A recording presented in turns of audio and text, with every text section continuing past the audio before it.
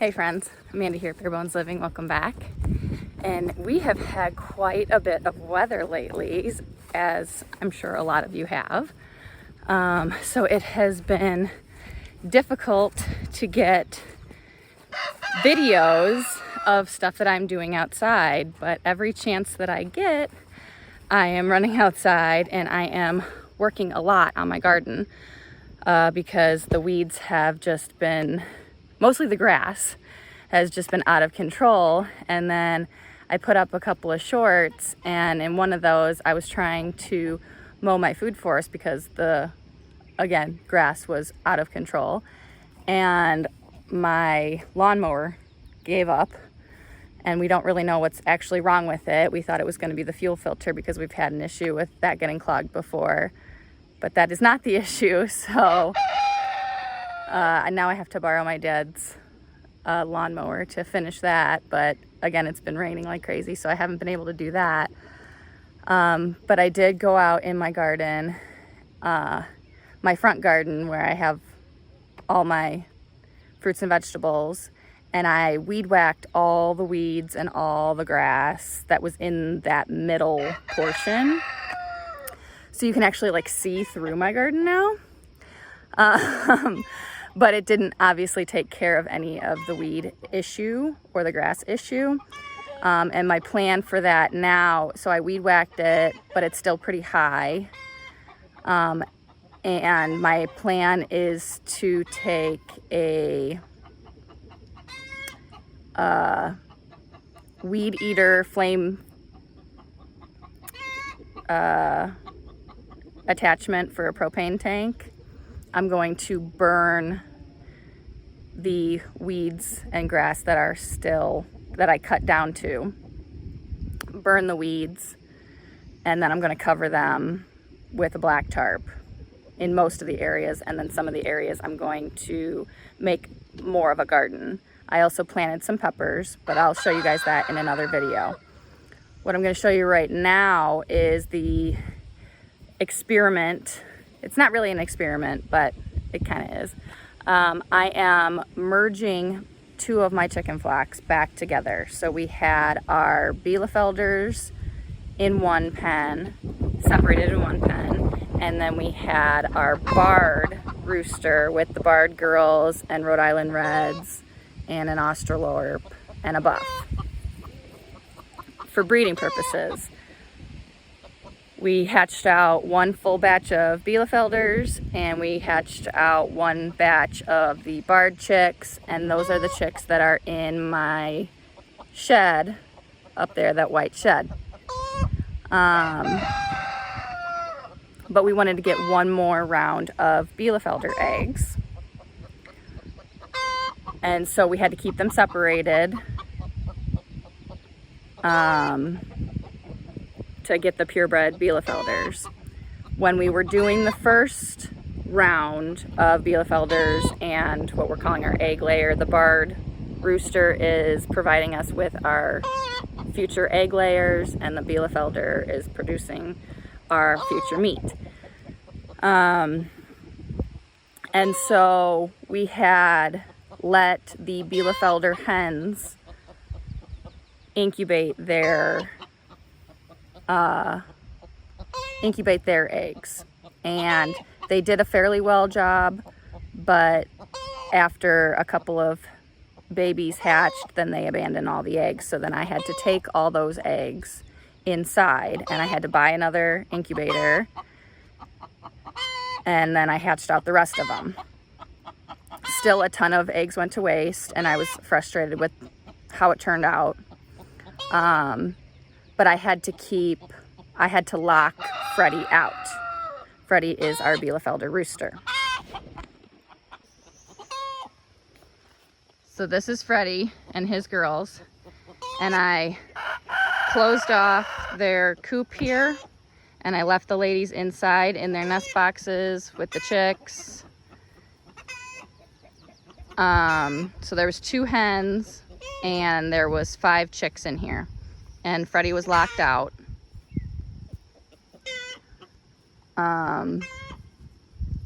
And that was working for a while. But at one point we did, we wanted to let the hens on the inside, because once, like, one of the hens hatched out a couple of eggs, and then the other hen, she only hatched out one chick. The first mom hatched out 4, and the second mom hatched out 1. And so while the second mom was still in there on her eggs, I wanted to keep the door closed. But after she hatched out her 1 egg and started coming out into this enclosure, the ground started getting, with 2 hens and the babies, it got dirty real fast, and I wanted to give them access to the ground if they wanted to come out. So we took, at night, we took Freddie and we moved him over into the hoop coop with the barred rooster. And originally all of these chickens lived together with the other Wyandottes and Junior, our other rooster, our second golden Wyandotte rooster. They all lived in here together. And it wasn't until we decided to breed that we separated everyone out. Junior and the Wyandottes went up into our front coop, and then our barred rooster and the bards came over here, and the reds, and everyone got separated. And while the 3 roosters, Freddie, Junior, and the bard, while they were all 3 in here, there was barely any fighting at all. And that's because they were raised together. And definitely the hierarchy was Freddie was the top dog. He was the alpha. I never really saw anyone ever. He's a great rooster. He is super docile, and he's huge. And I never saw either of the other boys even try to stand up to him or try to fight him at all. And the barred rooster was definitely the lowest man on the totem pole, and him and Junior would bully him. So when we split them up, we were concerned because we had seen Junior and Freddie both mate with the girls, but we never saw the bard mate with the girls because he was the low man on the totem pole, and I don't think he ever got the chance. So we were a little concerned about his ability to breed, but after he got his own flock, he came into his own, and he is now, you know, the alpha of his own flock. And we had them separated but always attached so they could always see each other. So he got his manhood, and he was mating the girls, and he got a lot more self-esteem. So when we took Freddie out, we were concerned as to what was going to happen, but we put him in at night, and the next day we knew that there was going to be some friction. And what ended up happening is, I think that Freddie woke up and he was a fish out of water. He was in a new coop, and he was kind of bewildered by what was happening. And this bard totally dominated him. And in the morning, I came out, and Freddie was cowered on the inside of this hoop coop. He was in the corner, right behind where the barred rooster is, with his head in the corner, and I thought he was dead. But he was just hiding his head, and his head was all bloody. And so I had to go in there and take him out, and I put him back. I put him back in by himself into this enclosure, just so that he could heal. And he's fine now, but you know, now that time has passed, he's all healed, and he was pretty messed up for a couple of days. You could see like his psyche was down. He wasn't crowing. He was hiding. He was staying as far. He stayed on that side of the coop. Didn't even look at the barred rooster. He got his world rocked for sure. So now we have these chicks that are in our shed that need to come out. And our plan is to take the chicks that are in that shed and put them into here and lock them in, because they would be able to still fit through here. So the barred rooster and all the females that he has need to be back in this enclosure.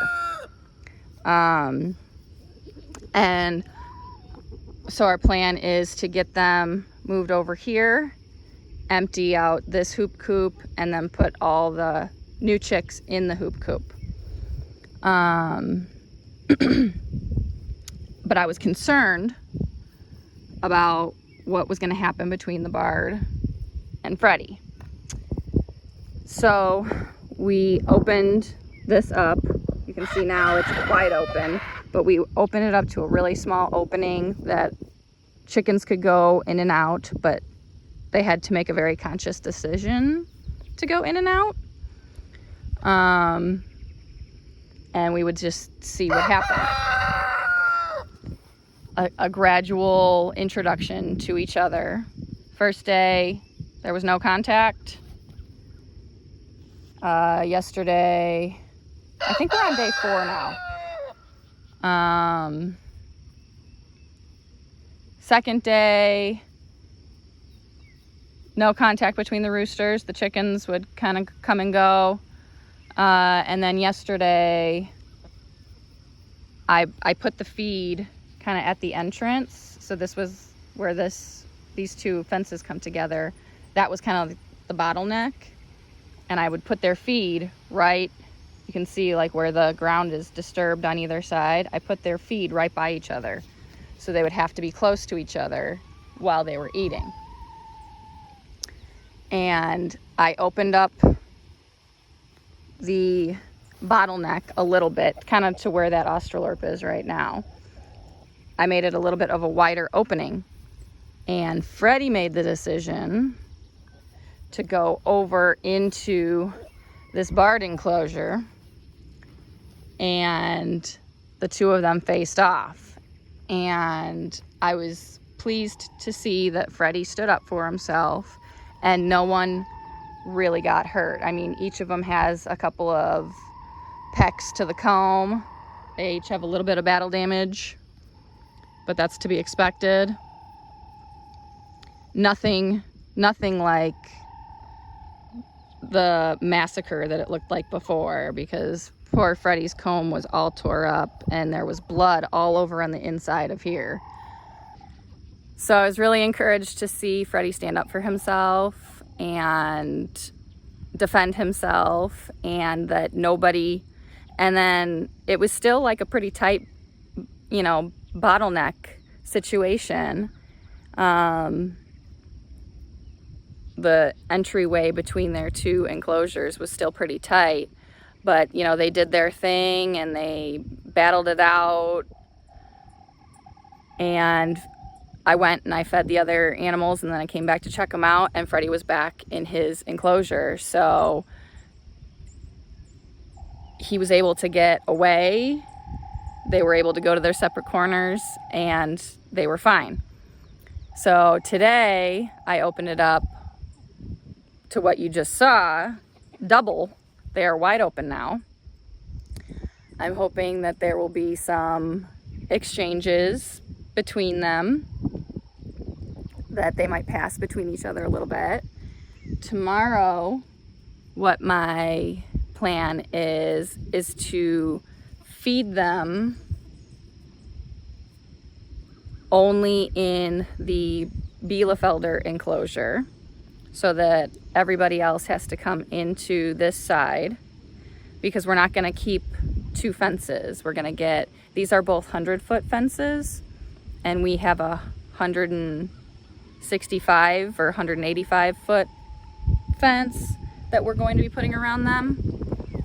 And we are going to keep both of the houses, the Siskovich tractor and the hoop coop, are both going to stay in this because we want the big birds, all of these guys, we want them to see the little chicks that are in the hoop coop and get used to the little chicks in the hoop coop. So we're going to keep the hoop coop closed, but we need them to be out of there. So tomorrow I'm going to actually close up the hoop coop. So they have no option, and they have to, and it's been raining, so they're gonna probably have to seek shelter.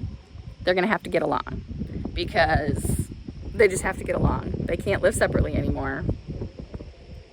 And everyone has to learn to get along.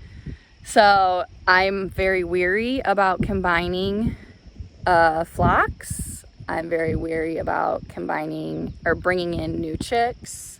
I fear for my animals. I don't like when my animals fight. I don't like when they get hurt.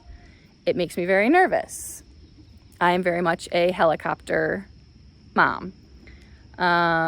So this all makes me very nervous, but this does need to be done, and it has to be done delicately, and I am really enjoying how it's working out. And please send positive mojo my way. The turkeys are back on the other side over there. The baby turkeys are still in the IBC tote. That's been going really well. They are in with the big turkeys, but even though that's been going well, they are still very small, and George is very big, and he could easily kill those babies if he wanted to. So I'm still not ready for that to happen. I don't love that they have to live in an IBC tote. You know, they're not getting fresh grass and stuff like that. We have to continue to change out their bedding. But it's better than them being injured at the moment. So that's where we are on our chickens, our turkeys. We have baby guineas in the house still on the inside brooder that need to get out of our house, which is why we need to get the chicks out of that shed so we can put the guineas in there, because the guineas are super small and we don't want to raise these new guineas with the chickens because they bully chickens.